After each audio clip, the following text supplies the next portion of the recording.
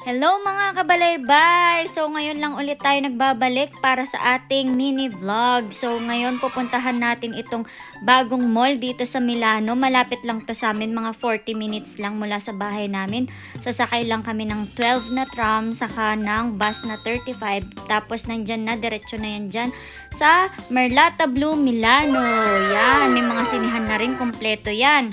Pagpasok mo pa lang, ganda-ganda ng ambience kasi may mga puno, tapos wood, yan, mga ganyan ang gusto ko. Tapos pwede mo dyan tingnan kung nasaan ka. Pagpasok mo pa lang, meron ng parang time zone, yung parang mga World of Fun sa atin. Tapos meron din ditong iwanan ng mga bata. Ito lang yung mall na kompleto, as in nandito na lahat, ang mga kainan, mga stores, nasa 200 plus.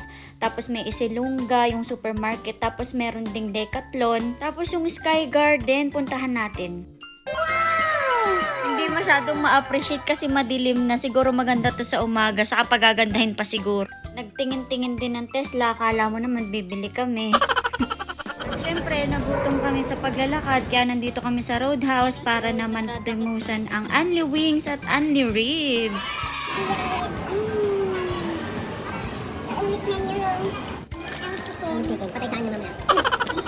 At para naman sa round 2, chicken tenders, tapos spicy naman yung ribs nga. Yun lang mga kabalaybay. Share love and peace, bye!